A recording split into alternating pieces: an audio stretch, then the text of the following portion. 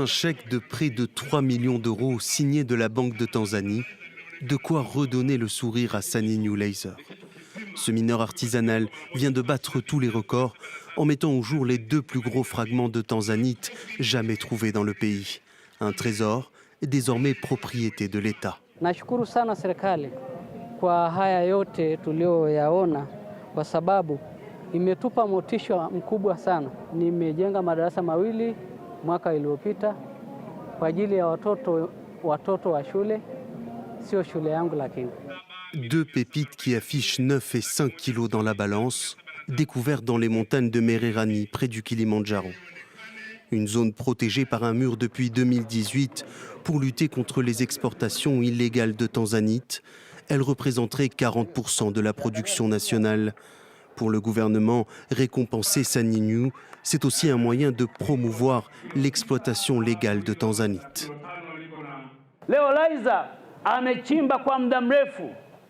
Amepata mawe makubwa kwenye rekodi toka uchimbaji wa Tanzanite tumetokea hajawahi kutokea. Tuna fahari kubwa kwa sababu ya kazi ya mtu mmoja Mtanzania. Une découverte très précieuse. Selon certains joailliers, le montant payé à Saninou ne représenterait qu'un 20e de la valeur potentielle de ces 2 pierres sur le marché. Une attaque au couteau cet après-midi dans le centre-ville de Glasgow a fait au moins 6 blessés, dont un policier qui se trouve dans un état grave mais stable. L'assaillant a été abattu et les autorités locales jugent la situation désormais sous contrôle. Des médias britanniques avaient évoqué dans un premier temps un bilan de 3 morts. Les circonstances de cette attaque demeurent floues. Les faits se sont produits au niveau de West George Street, au cœur de la capitale écossaise, qui a été bouclée par les forces de police. Les coups de couteau auraient été portés dans un hôtel. La première ministre écossaise Nicola Sturgeon a évoqué des informations épouvantables. L'un des indicateurs de la malnutrition, les retards de croissance. Au Yémen, les 5 années de guerre civile ont provoqué la pire crise humanitaire au monde selon les Nations Unies. Des millions d'enfants sont au bord de la famine. Dans son dernier rapport publié ce vendredi, la représentante de l'UNICEF dans le pays déclare qu'en une seule journée, un enfant au Yémen fait face à plus d'injustices et de difficultés que la plupart des gens en une vie. Elle ajoute « Le monde étant désormais focalisé sur la pandémie de Covid-19, j'ai peur que les enfants du Yémen soient tout simplement oubliés. » Et dans son rapport, l'Agence des Nations Unies pour l'enfance donne des chiffres. Le nombre d'enfants mal nourris pourrait atteindre 2,4 millions d'ici la fin de l'année et 3 millions d'enfants pourraient ne plus avoir accès à l'eau. Début juin, lors d'une conférence internationale, les Nations Unies n'ont pu récolter que la moitié de l'aide d'urgence réclamée pour le pays. Sur le terrain, la guerre se déroule désormais entre 3 parties. Les rebelles houthis soutenus par l'Iran, le gouvernement d'Abdrabbo Mansour Hadi, soutenu par l'Arabie saoudite, et les indépendantistes sudistes. Le Covid-19, lui, a fait plusieurs centaines de morts, des chiffres qui seraient sous-évalués. Dans la ville française de Bordeaux, les autorités ont choisi de dresser une courte biographie dans les rues qui portent des noms de personnalités impliquées dans l'esclavage. La ville, connue pour ses vins, parmi les meilleurs du monde, s'est construite notamment sur le commerce triangulaire. C'est depuis son port que près de 150 000 esclaves noirs ont été déportés en direction de l'Amérique entre le XVIIe et le XIXe siècle. La plupart des Bordelais estiment que c'est juste et que c'est tout à fait normal d'expliquer et de donner un contexte. Non pas pour effacer l'histoire, car c'est impossible, mais pour expliquer le contexte dans lequel tout ceci s'est passé. L'idée est de reconnaître que c'est arrivé et que cela peut se reproduire. Nous devons donc tous être vigilants à ce sujet. Et de manière générale, le public a été très compréhensif.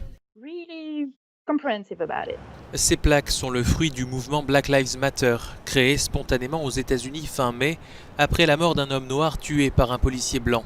Dans le sillage de ce mouvement, des dizaines de statues représentant des personnes impliquées dans l'esclavage ou ayant tenu des propos racistes ont été déboulonnées ou vandalisées par la foule en Amérique et en Europe. 3 mois plus tard, on prend les mêmes, ou presque, et on recommence. Ce bureau de vote de Saint-Genis-Laval, près de Lyon en France, se prépare à accueillir une partie des 14 000 électeurs de la commune pour le deuxième tour des municipales. Isoloir confiné pour éviter que les électeurs ne touchent les rideaux, signalétique au sol, file d'attente à l'extérieur. La liste des mesures sanitaires à faire respecter est longue. Dans chaque bureau de vote, les membres du bureau de vote, le président, les assesseurs, le secrétaire disposeront de masques chirurgicaux dont le port est obligatoire. Ils auront également à leur disposition des visières. Nous avons du gel hydroalcoolique en quantité. Du gel et 10 000 masques dont les 2 tiers ont été financés par l'État. Si les équipes de la ville ont été moins prises de court que lors du premier tour, qui s'est tenu 2 jours avant le début du confinement, il a fallu tout de même trouver de nouveaux bras. Il a fallu composer avec le fait que certains des assesseurs, certains des présidents de bureau de vote sont âgés ou ont des pathologies particulières. Donc nous avons dû trouver de nouvelles personnes pour tenir les bureaux de vote.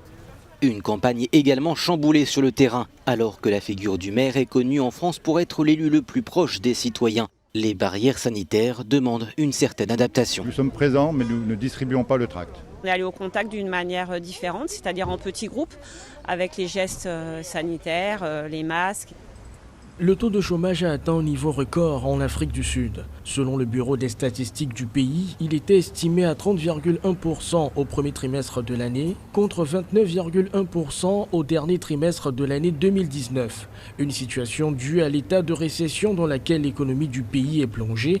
La pandémie de Covid-19 n'a fait qu'empirer les choses. Il y a cette question fondamentale du chômage qui appelle des réformes immédiates au niveau du marché du travail. En attendant que des réformes plus réfléchies suivent le marché des biens et services, notamment le secteur productif qu'il faudrait, à mon avis, orienter essentiellement vers le secteur privé. Mais le secteur privé avec une bonne politique de distribution du revenu. Il s'avère que c'est 10% des riches qui contrôlent 93% de la richesse de toute l'Afrique du Sud. Dans les détails, 7,1 millions de personnes ont perdu leur emploi au cours de la même période, contre 6,7 millions de personnes, selon la statistique South Africa.